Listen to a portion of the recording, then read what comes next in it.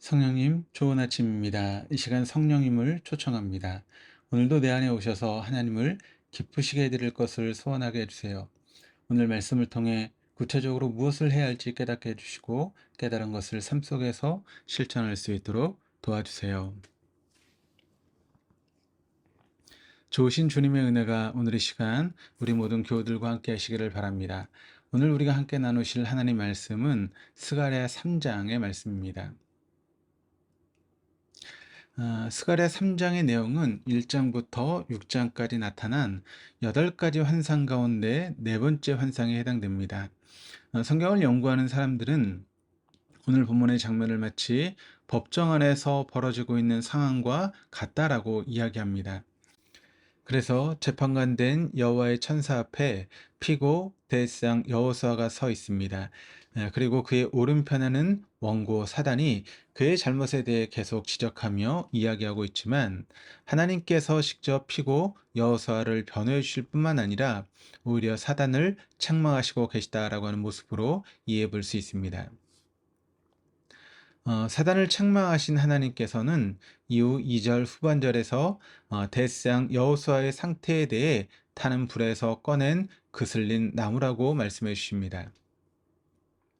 본문 가운데 대상 여호수아는 여호와 하나님께 선택하신 이스라엘을 의미합니다. 특별히 여호수아의 직책이 대제사장이라고 표현한 것을 보아 이스라엘은 하나님께 나아가 제사를 드릴 뿐만 아니라 다른 민족까지도 하나님 앞으로 인도하는 역할을 감당하는 임무를 가지고 있음을 보여줍니다. 출애굽기 19장 6절에서 하나님께서 이스라엘 백성에 대하여 너희가 내게 대하여 제사장 나라가 되며 거룩한 백성이 되리라. 너는 이 말을 이스라엘 자손에게 전할지니라.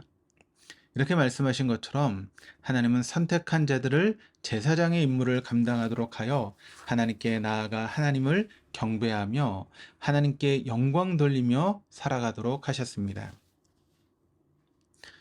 이런 소중한 직무를 담당하는 대제사장 여호수아, 즉 이스라엘 백성이 여호와의 천사 앞에 있습니다.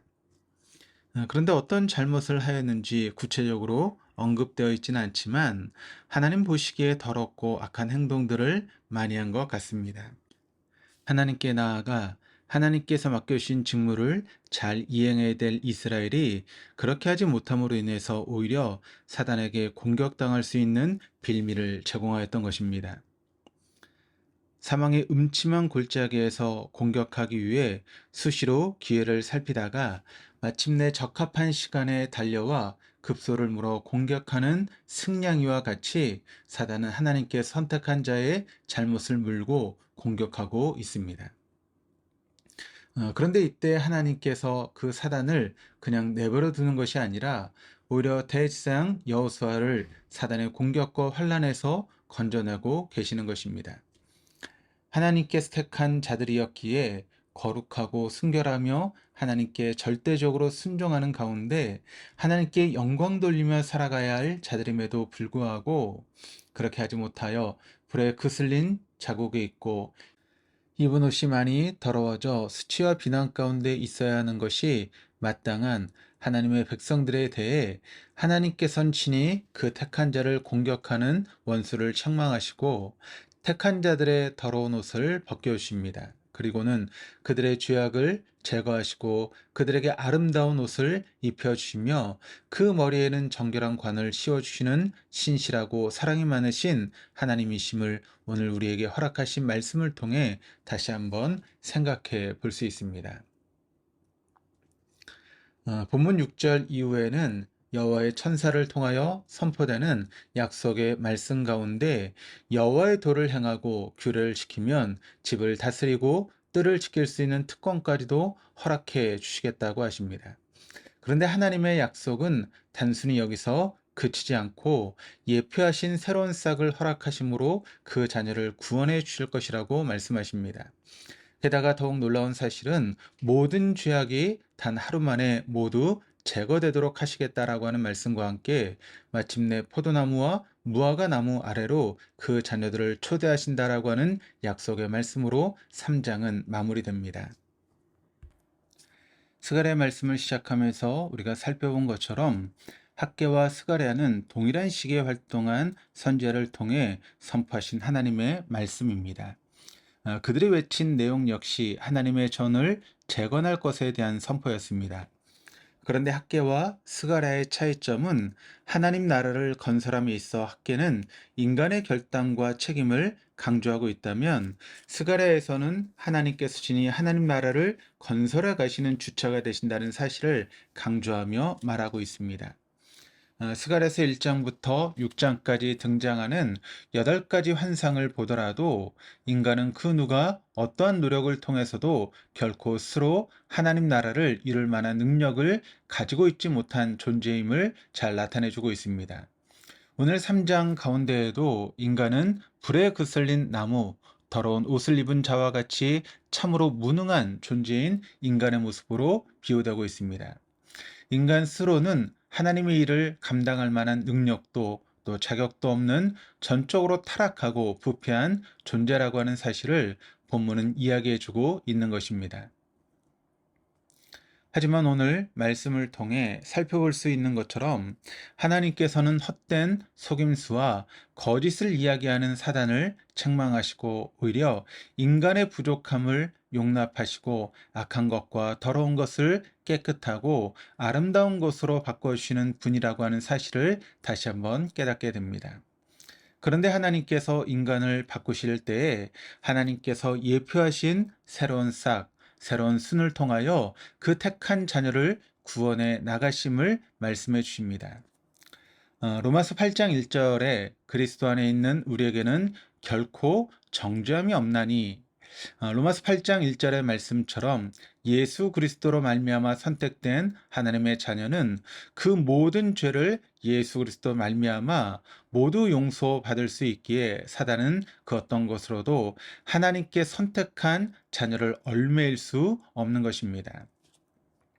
히브리서 10장 10절 이 뜻을 따라 예수 그리스도의 몸을 단번에 들이심으로 말미암아 우리가 거룩함을 얻었노라. 그러니까 히브리서 10장 10절의 말씀처럼 예수님께서 우리의 모든 죄를 짊어지시고 십자가에 달려 돌아가시던 그날 우리는 단번에 예수 그리스도로 말미암아 영원히 살 수 있게 된 것입니다. 그렇기 때문에 목마른 자, 돈 없는 자, 굶주린 자, 병든 자, 마음이 상한 자, 큰 문제를 가지고 있는 자, 그 누구라도 값없이 영원한 양식을 주실 예수 그리스도 앞에 나오기만 하면 그 사람의 모든 죄와 허물은 단번에 해결받고 하나님이 허락하실 진실한 사랑과 화평 가운데 영원히 살아갈 수 있게 되는 것입니다. 예수 그리스도의 십자가의 보혈로 말미암아 우리 인간은 하나님의 자녀가 될 수 있고 우리의 모든 죄와 허물은 예수 그리스도께서 십자가에 피 흘리신 그날의 사건으로 말미암아 단번에 깨끗하게 용서받을 수 있게 되었습니다. 참으로 부족하고 연약하며 무능한 우리가 이처럼 예수 그리스도로 인하여 놀라운 은혜를 받았기에 우리의 매일의 삶 가운데 우리의 죄를 용서해 주시고 또 우리를 구원해 주신 예수 그리스도를 우리는 매 순간 찬양하고 또 경배하며 살아가야 하는 것입니다. 이 시간 우리의 연약함을 예수 그리스도의 사랑으로 말미암아 아름답고 깨끗하게 만들어 주시는 하나님 앞에 모든 것을 내려놓고 나아가기를 다짐하는 복된 시간 될 수 있기를 주님의 이름으로 축원합니다. 기도하시겠습니다. 참으로 고마우신 하나님, 우린 연약하여 너무도 쉽게 넘어지고 죄를 짓습니다. 하지만 그럼에도 불구하고 우리를 위해 이 땅에 오신 예수 그리스도로 말미암아 우리의 인생은 다시 아름답게 변화될 수 있음을 알게 해주시니 감사드립니다. 아직도 사단은 우리의 연약함을 볼모로 우리를 정죄하고 넘어뜨리려 하고 있으나 주님은 흠많은 우리를 깨끗하게 씻어주시고 또 새로운 용기를 주시는 분이심을 신뢰하며 이 아침 주님 앞에 나아가고자 하오니 우리를 받아 주옵소서. 감사드리며 예수 그리스도 이름으로 기도드립니다. 아멘.